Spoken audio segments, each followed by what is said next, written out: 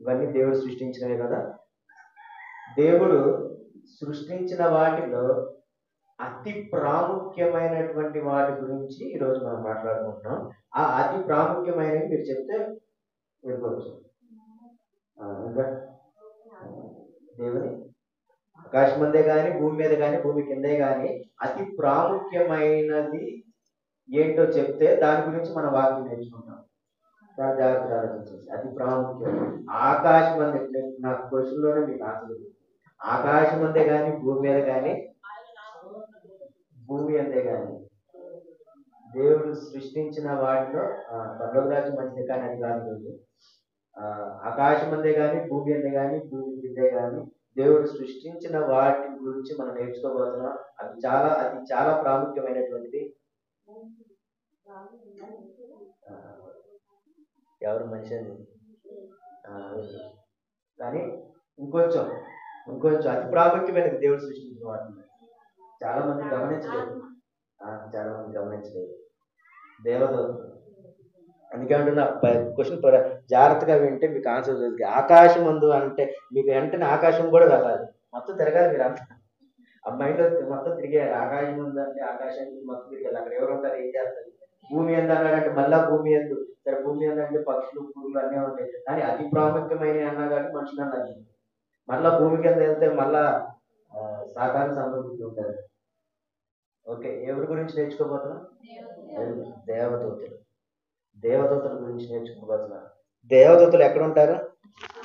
Very good. ఆకాశమందు ఉంటారు. దానిలోనే ఉంది దేవుని దూతలు అంటే దేవునికి సంబంధించిన వారు. ఓకేనా? దేవుని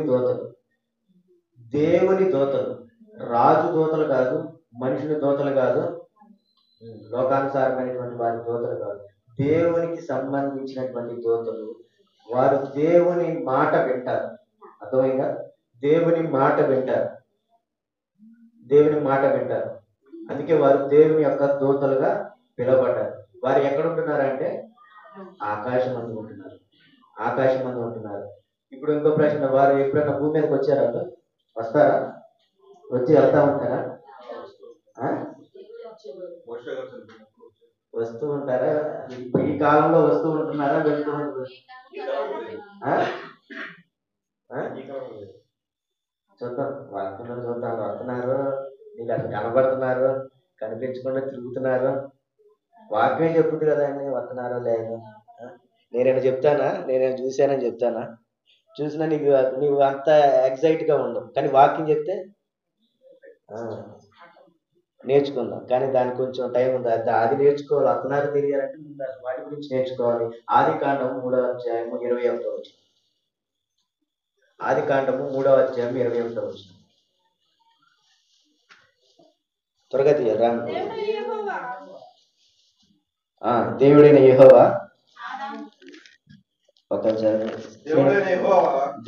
యెహోవా ఆదామునకు అతని భార్యకును చర్మపు చొక్కాయిలను చేయించి వారికి తొడిగించాడు. తొడిగించినంట. ఎవరితో చేయించాడు? తొడిగించినంట. ఆదాము చొక్కాలు వారికి చేయించి తొడిగించాడు. ఇప్పుడు మనం అనుకోవచ్చు, దేవుడు ఆదాముకి ఆజ్ఞాపించాడు, మీరు అట్లా చేసుకొని మీరే తొడుక్కోండి అని అనుకోవచ్చు. అదే ఆలోచన కలిగి నేను ఇంగ్లీష్ బైబుల్ చూసుకున్నప్పుడు గాడ్ మేడ్, దేవుడు చేశాడు అని ఉంది అక్కడ. గాడ్ మేడ్, వాటిని చేయించాడు అని ఉంది అక్కడ. అంటే చేయించాడు అంటే ఎవరితో చేయించాడు? దేవతలతో చేయించి వారికి తొడిగించారు.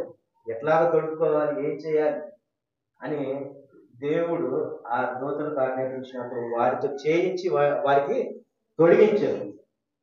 తొడిగించారు. అంటే ఇక్కడ ఈ ఒక్క రెఫరెన్స్ లో మనకు అర్థమయ్యేది ఏంటంటే, దేవదూతలు దేవుని మాట వింటున్నారు. దేవదూతలు మనిషికి ఏం చేస్తున్నారు? పరిచారము చేస్తున్నారు. మనిషికి సహాయం చేస్తున్నారు. మనిషికి సహాయకుడుగా ఉంటున్నారు. చూడండి, అంటే మనుషుడి కోసం దేవుడు మనకంటే ముందుగా ఆ భూమి నిర్మింపబడక ముందుకే ఎన్నో సంవత్సరాల క్రితమే దేవదూతలు నిత్యము ఆయన సన్నిధిలోనే ఉన్నారు. వారి వయసు ఎంత అంటే భూమి పుట్టక ముందు ఉన్నటువంటి వయసు వారికి. వారి ఆయుష్ ఎంత అంటే భూమి పుట్టక ముందు వారి ఆయుష్ ఎంత ఉందో అంతకాలం ఉందా ఆయుష్. అర్థమవుతుందా? దేవదూతలు రోజు రోజుకి కొత్తగా ఏం ఉండదు అక్కడ పుట్టడానికి. వారు ఆల్రెడీ నిర్మింపబడినటువంటి వారే, సృష్టింపబడినటువంటి వారే. వారు ఎంతమంది అంటే కోట్లాది మంది. ప్రకటన గ్రంథం 18వ అధ్యాయం 5వ వచనం చదువుకోవచ్చు, రాసుకోవచ్చు. ప్రకటన గ్రంథం 18:5లో ఉంటది. కోటాను కోట్ల మంది దేవదూతలు దేవుని నామం కనపరుస్తున్నారు, నిరంతరం దేవుని నామం కనపరుస్తున్నారు. ఆకాశమందు దేవుడు ఆసీనుడై ఉంటే ఆయన చుట్టూ నిరంతరము ఆయనను కనపరుస్తూ ఉంటున్నారు దేవదూతలు. అంటే ఇక్కడ మొదటి అధ్యాయంలో మనకి ఏం కలుగుతుంది? ఈ మొదటి ఆదికాండం 3వ అధ్యాయం 21వ వచనంలో పరిచారము చేయడానికి మనుషునికి ఏం చేస్తున్నారంట? వారు పరిచారం చేస్తున్నారు, మనుషునికి సహాయంగా ఉంటున్నారు. ఇంకో విషయం ఏంటంటే మనం బాప్తిజం తీసుకుంటున్నప్పుడు ఏం జరుగుతుందంటే అక్కడ పరలోకమందు దేవదూతలు ఏం చేస్తున్నారు? సంతోషపడుతున్నారు, ఆనందంగా చూస్తున్నారు, ఆనందంగా చూస్తున్నారు. ఎందుకంటే దేవదూతలు కూడా దేవుని ఆలోచన ప్రకారం ఉంటారు. వాళ్ళు దేవదూతలు దేవుడు ఎంత సంతోషపడుతున్నాడో ఆ కార్యమును చూసి, ఆ క్రియను చూసి ఎవరు సంతోషపడుతున్నారు? దేవదూతలు కూడా సంతోషపడుతున్నాయి. అంటే అసలు చూడండి, ఆ బాధ, ఆ వేదన, ఆ బాధ దేవదూతలు కూడా తెలుసు. మనం అపరాధముల నిమిత్తం, పాపముల నిమిత్తం చచ్చిన వారై ఉండగా మన కొరకు ఎవరు వచ్చారు? క్రీస్తు ప్రభు వారు వచ్చారు. ఆ క్రీస్తు ప్రభు వారు వచ్చినప్పుడు ఆయన ఎంత శ్రమ పడ్డారు అంటే, ఎంత వేదన పడ్డారు అంటే ఆ శ్రమనంతటిని దేవదూతలు కూడా చూశారు. చూసి వారు బాధపడ్డారు. కాబట్టి ఆయన శ్రమ పడింది, ఆ శ్రమ పడింది ఫలించడం అంటే ఆ శ్రమను తెలుసుకొని పాపము నుండి నూతనంగా బాప్తిసం తీసుకున్న వారు చూసినప్పుడు ఆ దేవదూతలు సంతోషపడుతున్నాయి. అంటే క్రీస్తు ప్రభు వారు పడ్డ కష్టము ఆ సమయంలో ఏమవుతుంది? ఫలించింది. కాబట్టి దేవదూతలు ఏమవుతున్నారు? సంతోషపడుతున్నారు. నిజానికి దేవదూతల వారి యొక్క పని కూడా ఇందులో చాలా ఉంది. క్రీస్తు ప్రభు వారు పుట్టినప్పుడు క్రీస్తు ప్రభు వారిని పసిబిడ్డగా ఉన్నప్పుడే చంపాలని హేరోదు రాజు చూసినప్పుడు దూతలు ఎంతో సహాయం చేశాయి. జ్ఞానులు క్రీస్తు ప్రభు వారిని చూసిన తర్వాత ఆ హేరోదు రాజు మరలా క్రీస్తు ప్రభు వారిని చూశాక మరలా నా దగ్గరికి మీరు రండి అని జ్ఞానులకు ఆజ్ఞాపించినప్పుడు దూత వచ్చి ఆ జ్ఞానంతో ఏమంటుంది? మీరు వేరొక మార్గమున వెళ్ళిపోండి, హేరోదు రాజు దగ్గరికి వెళ్ళిపోండి అంటే దేవదూతలు ఏం చేస్తున్నాయి? కాపాడుతున్నాయి, క్రీస్తు ప్రభు వారిని కాపాడుతున్నాయి. అంటే వారు కూడా ఆయన కాపాడడానికి, ఆయన పుట్టిన దినము నుండి కూడా దేవదూతలు ఏం చేస్తున్నాయి? ఆయన్ని కాపాడుకుంటూ వస్తాయి. అంటే అవి జరగవలసినటువంటి పనిని, అవి జరిపించవలసినటువంటి పనిని, మానవుని కోసం చేయవలసినటువంటి పనిని ఏం చేస్తున్నాయి? దేవదూతలు కూడా జరిపిస్తున్నాయి. అవి కూడా కష్టపడుతున్నాయి. అంటే మన కోసం, నిజంగా మన కోసం మనము అపరాధముల నిమిత్తం, పాపముల నిమిత్తం చచ్చిన వారై ఉండగా మనం రక్షింపబడాలని, క్రీస్తు ద్వారా మనం కూడా సజీవులుగా నిలబడాలి అని పరమందు దేవుడు ఉన్నాడు, క్రీస్తు వారు ఉన్నారు, పరిశుద్ధాత్ముడు ఉన్నాడు, నిరంతరం నిత్యము దేవదూతలు కూడా ఉన్నాయి. అంటే మన కోసం, కేవలం మన కోసం, మనందరి కోసము ఇంతమంది పనిచేస్తున్నారు. చూడండి ఎంతమంది ఎదుర్కొంటున్నారు, ఎంతమంది మన కోసం సేవలు జరిపిస్తున్నారు. అటువంటి వారిలో దేవదూతలు కూడా ప్రధానం. ఇవి ఎంత అంటే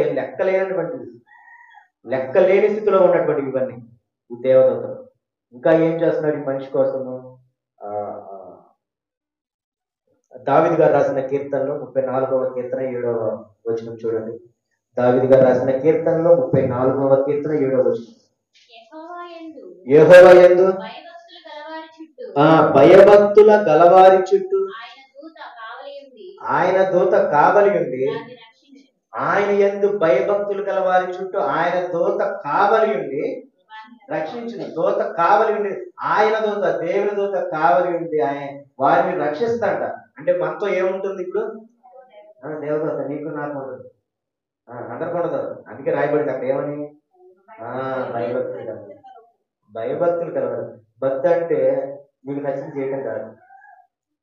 భక్తి అంటే నీకు నచ్చింది నీకు దోచింది చేయటం కాదు. దేవునికి ఇష్టమైనటువంటిది, అది కష్టమైన నష్టమైన, అది ఎంతటి స్థితిలో ఉన్నా నువ్వు ఎప్పుడైతే చేస్తావో అది భక్తి. దేవుని ఆజ్ఞ ప్రకారం నడుచుకోవడమే భక్తి. నాకు ఇది ఇష్టం కాబట్టి నేను ఇది చేస్తాను అని నువ్వు అనుకుంటే అది భక్తి అనిపించుకోదు. అర్థమవుతుంది కదా? ఎప్పుడైనా దేవుని బిడ్డలుగా నేను ఉన్నాను అని నీ మనసులో ఎప్పుడైనా అనుకుంటే, నేను ఆయన చిత్తమును నేను నెరవేర్చిన వాడనా కానా అని ప్రశ్నించుకోండి. కాబట్టి భయభక్తులు గలవారితో ఆయన దూత ఎల్లప్పుడూ కావలిగా ఉంటుంది. ఇప్పుడు నేను భయభక్తులు కలిగి ఉన్నప్పుడు దూత నాకు ఎల్లప్పుడూ కావలి ఉంటుంది కదా, ఎల్లప్పుడూ ఉంటుంది. ఇప్పుడు మీరు భయభక్తులు కలిగి ఉన్నప్పుడు దూత ఎల్లప్పుడూ రక్షిస్తుంది. అది మార్గాన్ని అది సరిచేస్తుంది. ఆపద నీ యొద్దకు రాకుండా వాటిని తప్పించేస్తుంది. అది పూర్తిగా తప్పించేయచ్చు, లేదా తుదిలో తప్పించేయచ్చు. ఆలోచించేయండి. ఇటు పనిని దేవుడు ఆయన యందు భయభక్తులు కలవారి దగ్గరికి వెళ్ళండి అని ఆజ్ఞాపించాడు. దేవుడు నా బిడ్డలు ఈ లోకంలో ఆ భూమి మీద నా యందు భయభక్తులు కలిగి జీవిస్తున్నటువంటి వారు అనేకులు ఉన్నారు. వారి యొద్దకు మీరు వెళ్ళిపోండి అని దేవదూతల్ని దేవదూతలకి బలము శక్తి ఉంది. దేవదూతలు లారీని అడ్డుకుంటాయని అడగబారు. దేవదూతలు బస్సులు అడ్డుకుంటాయని అడగబారు. అవి కూడా మనతో పాటు సత్తాయని అడగబారు. అవి దేవుని దూతలు. వాటికి బలము శక్తి అని ఇచ్చాడు దేవుడు. అవి నీకు కనిపించవు, కానీ వాటిని సరిచేసేది ఖచ్చితంగా దేవదూతలు. ఇవి ఎవరికి ఇస్తున్నాడంటే భయభక్తులు కలవారికి దేవుడు అనుగ్రహిస్తున్నాడు. ఎంత గొప్ప దేవుడు చెప్పండి. మనల్ని పరలోక రాజ్యాన్ని తీసుకెళ్తానంటున్నాడు. శ్రమ నుండి విడిపిస్తానంటాడు, కష్టాల నుండి విడిపిస్తానంటాడు. నువ్వు పోవు మార్గంలో నువ్వు ఒక్కడే పోతావు అనుకుంటున్నావు. నీ పైకి వెనకాల కూర్చుంటుంది ఏంటిది? దేవదూతలు పురుషుడా స్త్రీయా? దేవదూత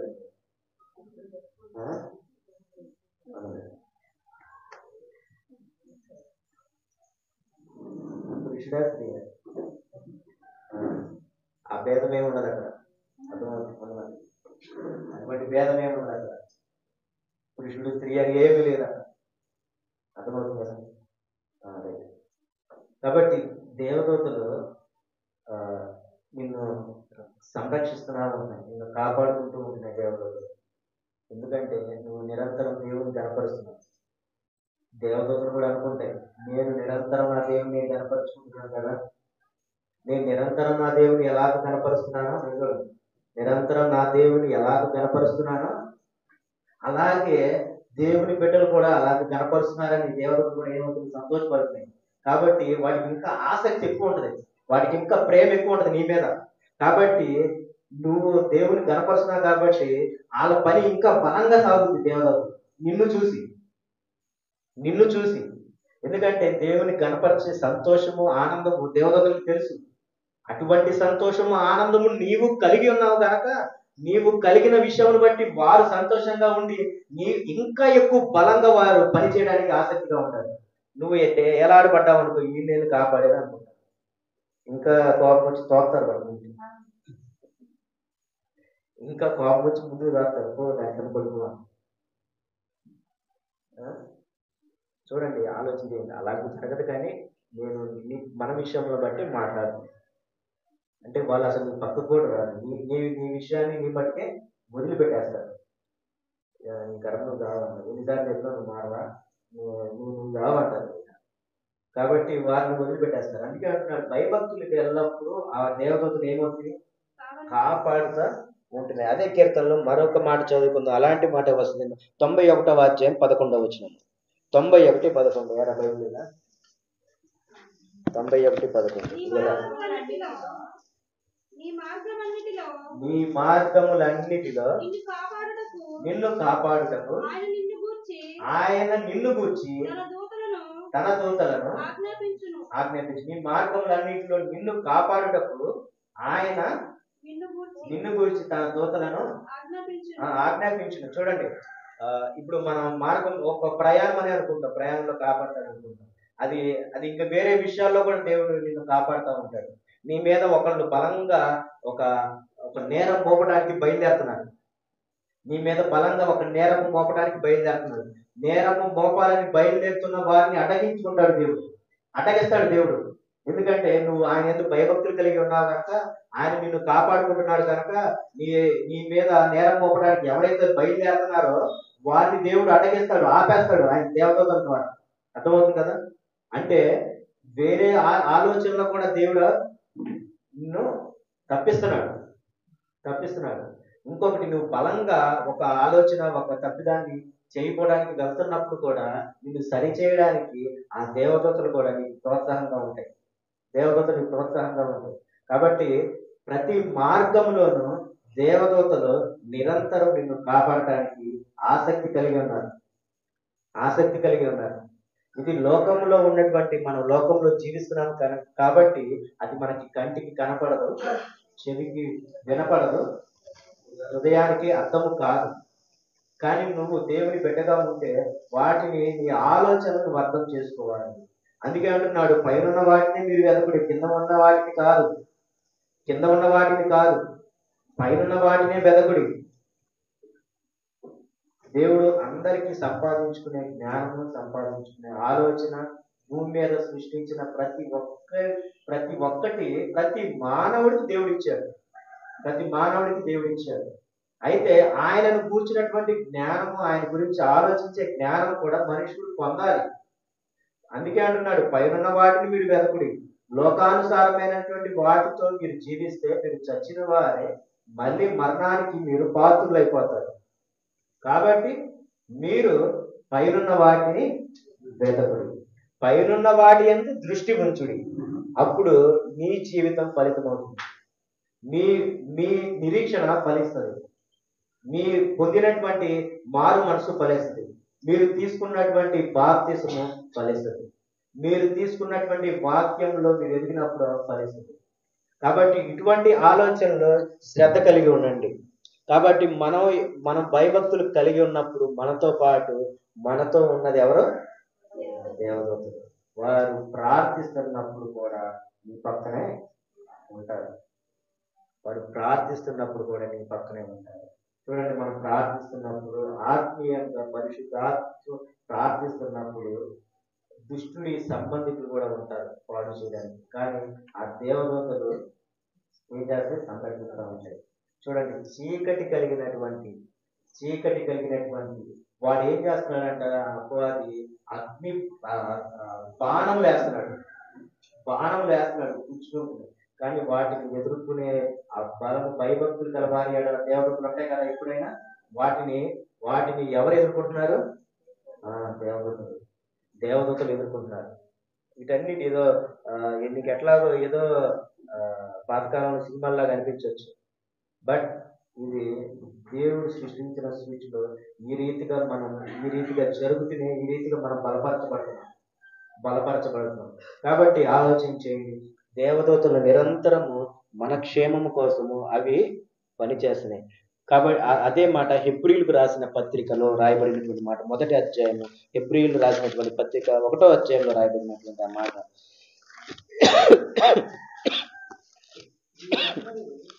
అయ్యా గట్టి చదవండి. వీరందరూ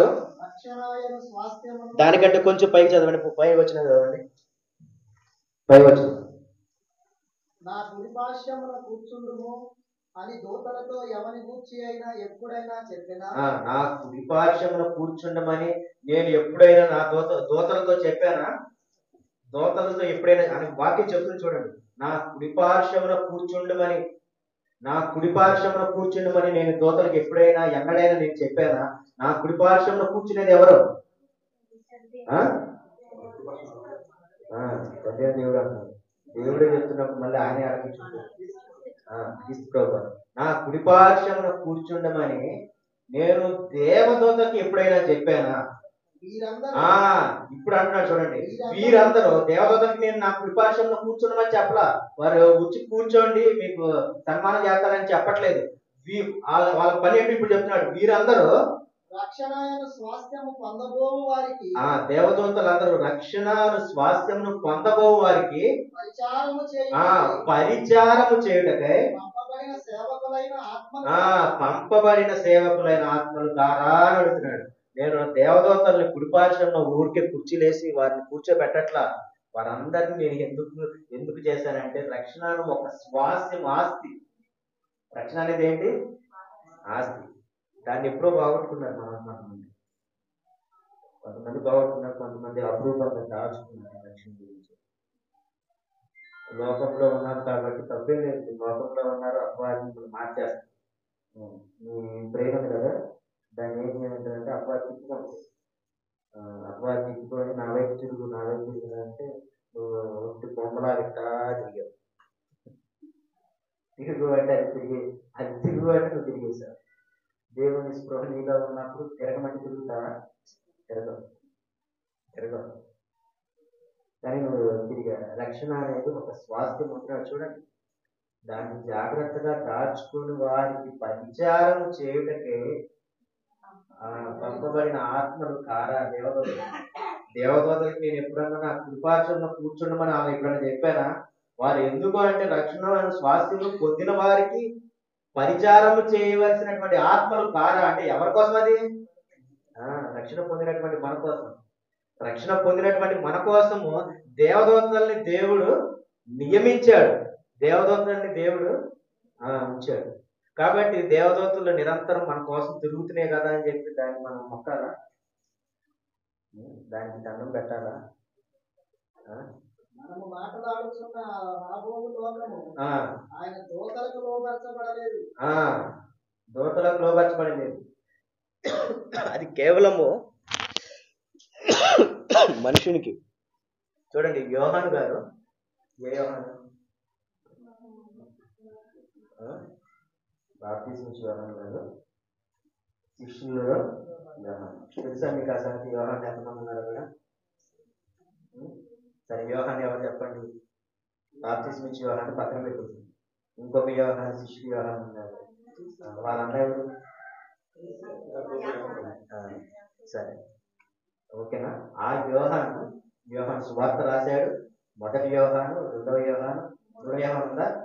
ఎన్ని అధ్యాయాలు ఉన్నాయి? 3వ అధ్యాయంలో ఒకటే అధ్యాయం. ఓకేనా? అతనే ప్రకటన గ్రంథం కూడా రాశాడు.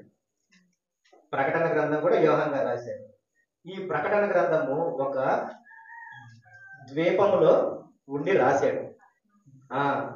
ఆ ద్వీపానికి కొనిపోబడి అక్కడికి నడిపింపబడ్డాడు. కొనిపోబడి అంటే తనచట తాను వెళ్ళింది కాదు, ఆత్మని ద్వారా వెళ్ళినటువంటిది. దేవదూత పక్కన చక్కగా కూర్చొని ఆ యోహానికి అన్ని వివరిస్తూ ఉంటుంది. అర్థమైందా? యోహానికి అన్ని వివరిస్తూ ఉంటుంది. యోహాను చక్కగా ఆనందంగా వాటిని చూసుకుంటూ రాస్తున్నాడు. రాసి ఇంకా ఏమంటున్నాడంటే, ఇవన్నీ నాకు తెలియజేశా కదా, నేను ఇప్పుడు నీకు సాగిపడి నమస్కారం చేస్తానంటే, చూడా, నువ్వు నేను ఒకటే, నువ్వు నేను ఇద్దరం కలిసి ఆయన్ని ఆరాధించేది.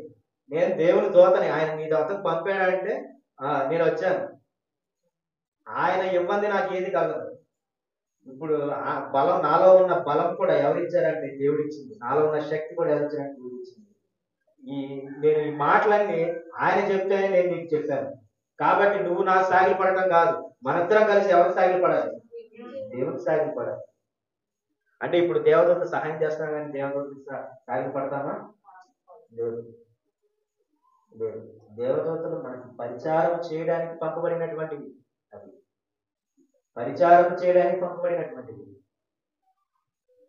కాబట్టి వాటికి సాగిపడడానికి అవసరం లేదు. మనం దేవునికే మొక్కాలి, దేవునికి సాగిపడాలి. చూడండి, దేవుడు మన కోసం నిరంతరం పనిచేసే దేవదూతలకి కూడా సాగిపడే అవకాశం లేదు. కానీ మనము లోకానుసారంగా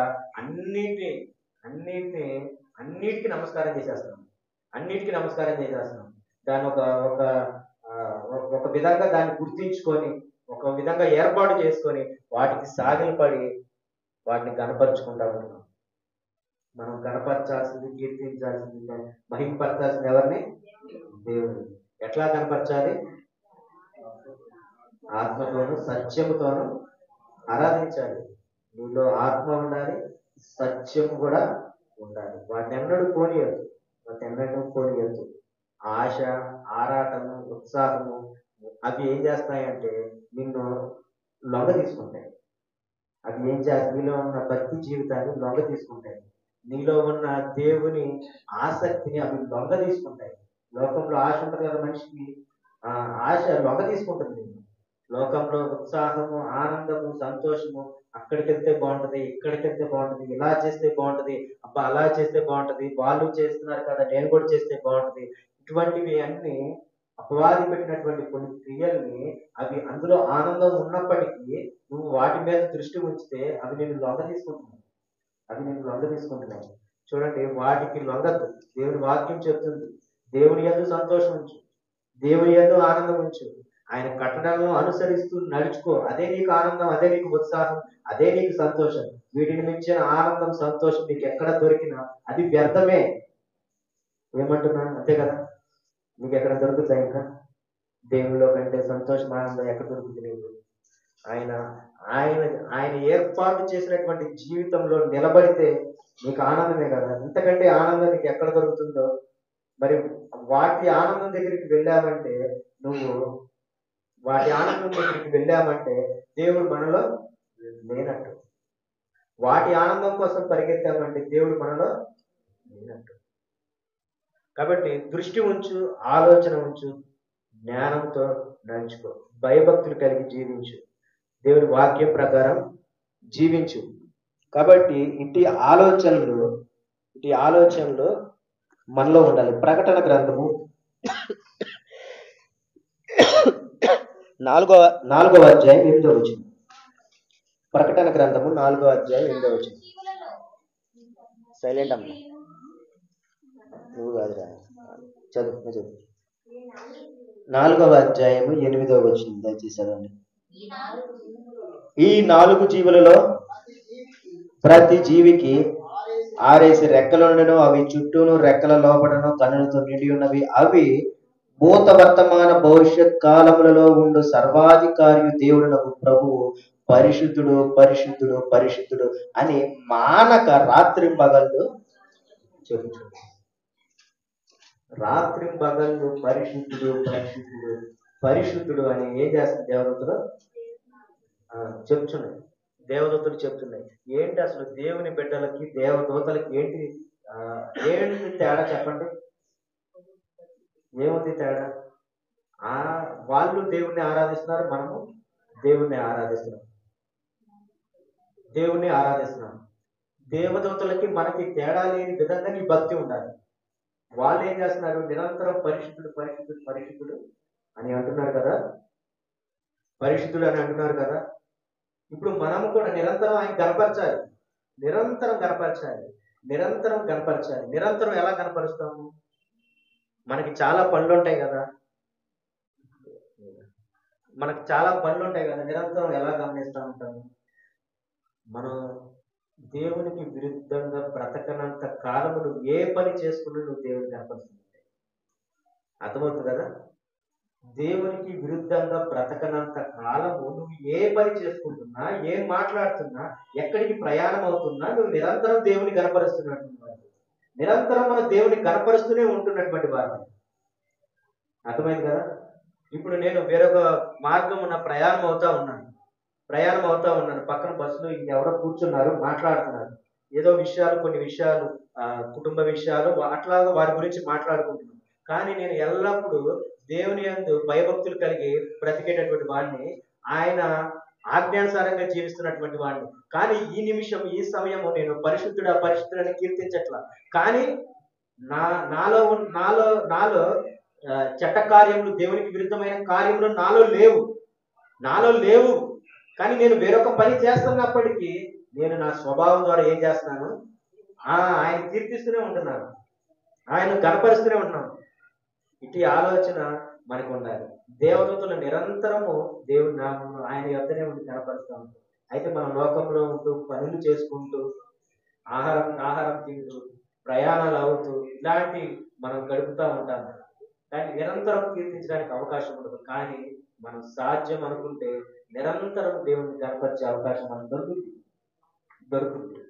నీ స్వభావం ద్వారా నువ్వు కీర్తించవచ్చు. దేవుడికి ఇచ్చినటువంటి సమయం ద్వారా నువ్వు దేవుని నామమును కనపరచవచ్చు, మహిమపరచవచ్చు, కీర్తించవచ్చు. కాబట్టి దేవుడు ఇచ్చిన గొప్ప ధన్యత, గొప్ప భాగ్యమును నీవు విడిచిపెట్టకు. వాళ్ళు ఏం చేస్తున్నారు? పరిశుద్ధుడా పరిశుద్ధుడా అని నిరంతరం దేవుణ్ణి కనపరుస్తున్నారు. ఆ సింహాసనం ఆసీనుడై ఉండి యుగ యుగములు జీవించుచున్న వానికి మహిమయో ఘనతయో కృతజ్ఞతాస్తులు కలుగును గాక అని ఆ జీవులు కీర్తించుచున్నారు. ఆ జీవులన్నీ కీర్తిస్తున్నాయి దేవుని నామము. అవన్నీ ఏంటి అంటే దేవతలు. వాటి ఆకారం ఏంటి?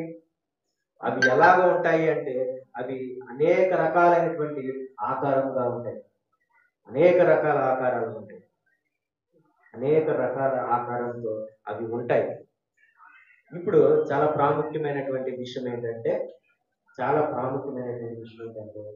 అంతగా దేవుణ్ణి కీర్తించే ఆ దేవదూతలు, అంతగా దేవుణ్ణి కనపరిచే ఆ దేవదూతలు, నిరంతరం దేవుని దూతలుగా పిలువబడే ఆ దేవదూతలు భూమి మీదకి త్రోసివేయబడ్డాయంట. ఎందుకు త్రోసివేయబడ్డాయి?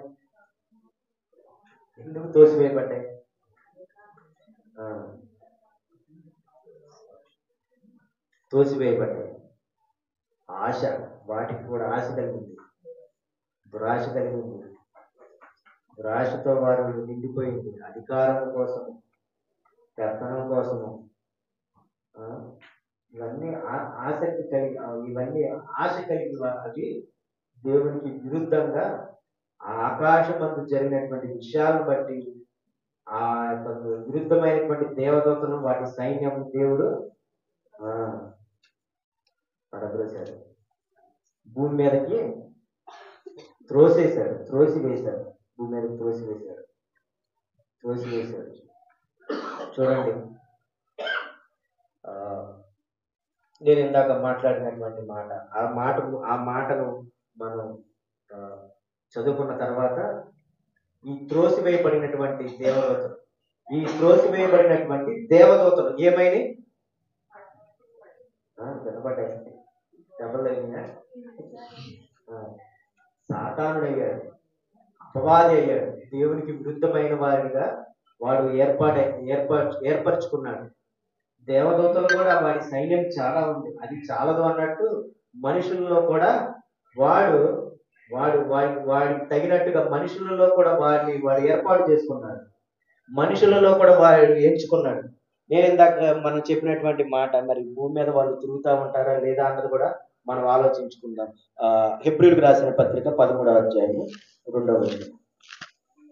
హెబ్రీయులకు రాసిన పత్రిక 13వ అధ్యాయం 2వ వచనం. ఒక నిమిషం.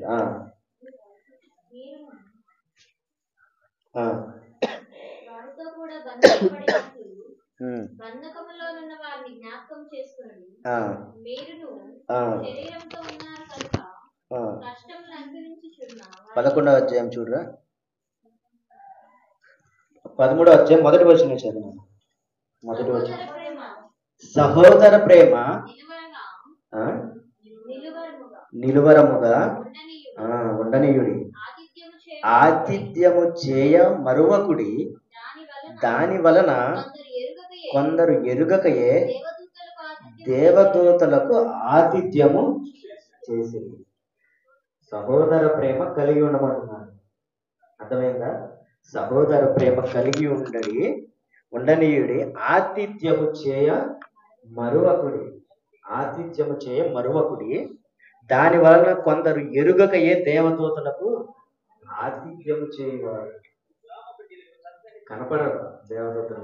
మీకు వస్తున్నాయి, నేను వస్తున్నానని చెప్పండి, ఫోన్ చేస్తాను. ఏం దూతలే మీకు తెలియదు, మన కంటికి కనపడవు, మన హృదయానికి అర్థం కాదు, ఏమి జరగదు. కానీ దేవదూతలు ఒక ఆతిథ్యము మూలముగా మీ వద్దకు వస్తున్నాయి. కాబట్టి ఆతిథ్యం చేయి. మీ ఇంటికి ఎవరైనా వచ్చినప్పుడు ఆతిథ్యం చేయి. మీ ఊరికి ఎవరైనా వచ్చినప్పుడు ఆతిథ్యం చేయి. మీ సంఘానికి ఎవరైనా వచ్చినప్పుడు ఆతిథ్యం చేయి. వీటి వలన నువ్వు ఎవరికి ఆతిథ్యం చేస్తున్నావంటే నీకు ఎరుగకి నువ్వు ఎవరికి ఆతిథ్యం చేస్తున్నావు? దేవదూతలకి నువ్వు ఆతిథ్యం చేస్తున్నావు.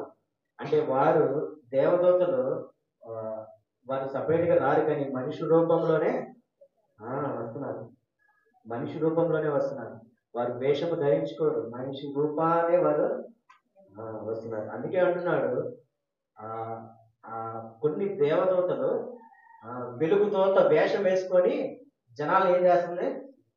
మోసం చేస్తుంది. అంటే ఒక అపవాది సంబంధికుడు వాడు దోతే, అపవాది సంబంధికుడు వాడు మనిషి వెలుగుతోత వేసుకొని దేవుని సువార్థికునిగా జనంలోనికి వెళ్ళి ఏం చేస్తున్నాడు? మోసపరుస్తున్నాడు. అట్లాగే దేవుని దూత కూడా ఒక మనిషి రూపాన వచ్చి ఇంటికి వచ్చినప్పుడు నువ్వు ఆతిథ్యం చేయి. వారు మంచిగా మాట్లాడుతున్నప్పుడు, మంచి దేవుని వాక్యంతో సహవాసంతో ఉన్నప్పుడు వారికి ఆతిథ్యం చేయి. ఇటు విషయాలు మనం ఎరుగకనే దేవదూతలకు ఏం చేస్తున్నాం? ఆతిథ్యం చేస్తున్నాము. కాబట్టి సహోదర ప్రేమ కలిగి ఉండమంటున్నాడు. సహోదర ప్రేమ కలిగి ఉండండి, సహవాసంతో ఉండండి, సహవాసంతో నిండుకొనండి, సహవాసంతో కూడినటువంటి దేవుని భయభక్తులు కనపరచండి. ఇటివే సంఘంలో వారికి మనకు ఎంతో చాలా ప్రాముఖ్యమైనటువంటిది. కాబట్టి దేవదూతలు అనేది మనకి కనిపించవు, కానీ అవి మనతో ఉంటున్నాయి. ఇది దేవుడు ఏర్పాటు చేసినవి ఎలాగ ఉంటాయని బాగా నీ ప్రశ్నలో వస్తూనే ఉంటాయి.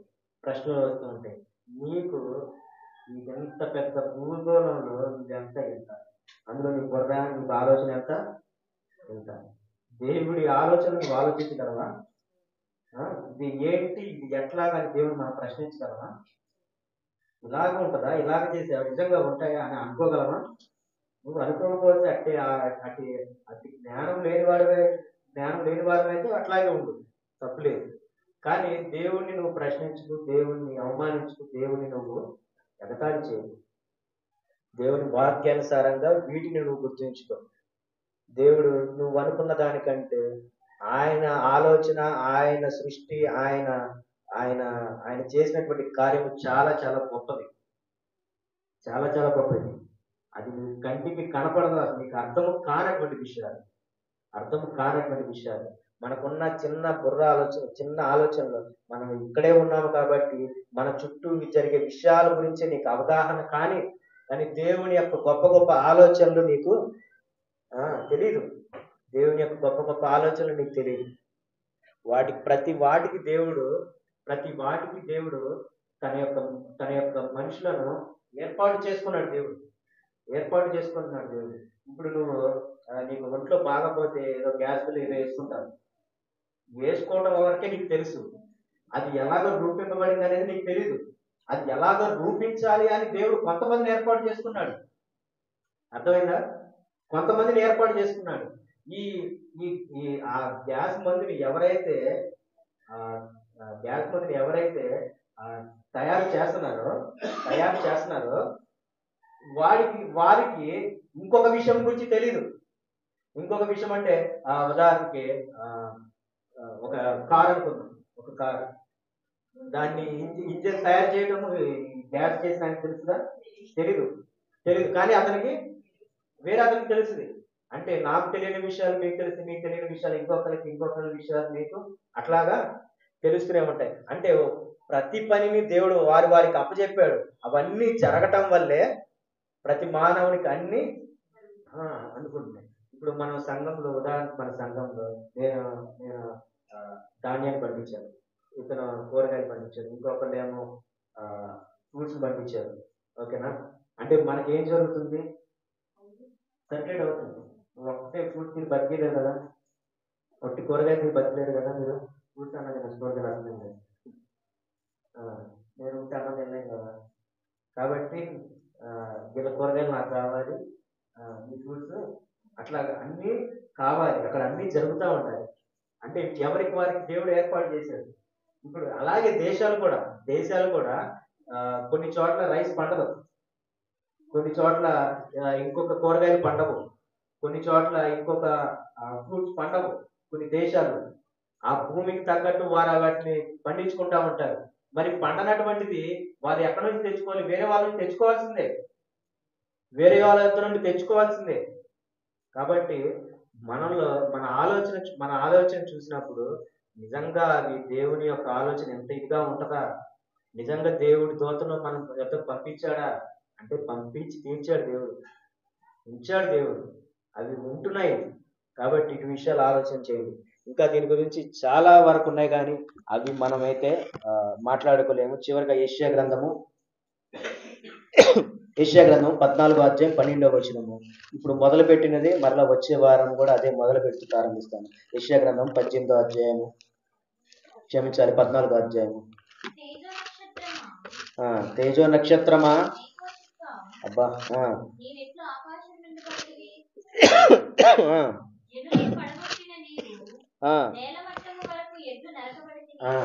నేను ఆకాశమునకు ఎక్కిపోయేదను, దేవుని నక్షత్రములకు పైగా నా సింహాసనము హెచ్చించును. ఉత్తర దిక్కునున్న నా సభా పర్వతము మీద కూర్చుందును, మేఘమండముల మీదకి ఎక్కుదును, మహోన్నతునితో సమానముగా చేసుకుందునని నీవు మనసులో అనుకుంటేవి కదా. అసలు ఆ దేవదూతలు ఏమంటారు? నక్షత్రం వల్లే దేవుడు చేశాడు కదా, నక్షత్రం వల్లే చేశాడు. నువ్వు కూడా ఒక నక్షత్రం. దేవుడు వాటి అన్నిటి అనేక నక్షత్రములుగానే పిలుస్తున్నాడు. సూర్యుని ఏమంటారు తెలుసా? నక్షత్రమే. చంద్రుని ఏమంటారు? అది కూడా నక్షత్రమే. వాటిని కూడా నక్షత్రములుగా చేశాడు. అంటే నిన్ను అంత హెచ్చించాడు కదా దేవుడు. ఈ బుద్ధి ఎక్కడి నుంచి వచ్చింది? నేను అధికారం చేయాలి, దేవునితో పాటు సమానంగా నా కుర్చీ వేయాలి. దేవుడు అబ్రహాంతో ఎట్ట మాట్లాడాడు, నేను కూడా వెళ్ళి అబ్రహాంతో అట్ట మాట్లాడాలి. దేవుడు యాకోబుతో ఏం చెప్పాడు? నేను అంతకంటే ఇంకొక మాట నేను కూడా చెప్పాలి ఆయనతో పాటు సమానంగా. మంచి చెడైనా సరే మంచిగా చెప్తాను నేను కూడా, కానీ ఆయనతో పాటు నాకు కావాలంటున్నాడు. ఏంటిది? దేవదూత. దేవదూత సాతానుడు ఎక్కడి నుంచి రాలేదు, అటువంటి ఆలోచన రూపంగానే వచ్చింది ఈ అపవాది. అటువంటి ఆలోచన రూపంగానే వచ్చింది. దేవునితో సమానంగా పోల్చుకుంది ఈ దేవదూత. నేను ఏమీ తక్కువ కాదు, నేను దేవునితో సమానం అనుకుంది. కాబట్టి దేవుడు దానిని శపించాడు, నేల మీదకి త్రోసివేశాడు, భూమి మీద పడేశాడు. దానికి విరుద్ధంగానే ఆ దేవదూత, ఆ శపింపబడిన దేవదూత దేవుని మనుషులమైనటువంటి మన మీద తన బలాన్ని చూపిస్తుంది. ఎవడు ఆయన కీర్తించినా వాడిని పాడు చేస్తానంట. ఎవడు ఆయనకి సాగిలి పడినా నేను వాడిని పాడు చేస్తాను. అర్థమవుతుంది కదా? యోగు కూడా నేను తెలివిగానే ఈయనకి పైగా తెలివిగానే ఈయన పర్మిషన్ తెచ్చుకుంది పైకి. యోగు ఎంత విశ్వాసము, ఎంత భయభక్తులు కలిగి ఉన్నాడు. హృదయంలో నా బిడ్డలు ఏమన్నా పాపము చేసి ఉంటారేమో అనుకుని ముందుగానే బలి అర్పించేస్తున్నాడు. ఆయన అడ్వాన్స్డ్గా ఉన్నాడు యోగు చాలా అడ్వాన్స్డ్గా ఉన్నాడు. కాబట్టి దేవుని ఎందుకు భయభక్తులు కలిగిన వారిని చూస్తే దేవతలకు మంట. అందుకే ఇది పర్మిషన్ తెచ్చుకున్నాను. నువ్వు వాడికి కంచేసావు కాబట్టి పరుగుతున్నాడు, అవన్నీ తీసి పడేసావు అనుకో, అవన్నీ తీసి పడేసి చూడు నిన్ను తిడతాడు. నేను ఎట్లా తిడుతున్నాను నిన్ను కూడా అట్లాగే తిడతాడు అని దేవుడి దగ్గరికి పర్మిషన్ తెచ్చుకొని ఆ కంచాన్ని తీసేసి ఆ యోగుని హింసించింది. కానీ యోగు స్థిరపడ్డాడు, బలంగా స్థిరపడ్డాడు. కాబట్టి భూమి మీద ఉన్న మనందరినీ అది శోధిస్తుంది, వేధిస్తుంది. ఇవే కాదు, ఆశ చూపిస్తుంది, ఆరాటం చూపిస్తుంది, సంతోషం చూపిస్తుంది. ఏది? అపవాది చేత ఉన్నటువంటి దూతలు, సాతానుడి దూతలు, వేషధారి. దేవదూతలు వేరు, మరలా దేవుని నిరంతర భయభక్తులు కలిగి ఉంటాయి. మన కోసం ఏర్పాటు చేసినటువంటి మన కోసం ఎప్పుడూ ఉంటాయి. కాబట్టి మనకి కనిపించకుండానే మన కొరకు ఆ చీకటి సంబంధించిన దూతలు, దేవుని దూతలు ఒక యుద్ధంగా జరుగుతాయి. అది ఒక మహా ఘట సర్పం అయితే ఇటు దేవుని దూత ఎవరు వచ్చారు?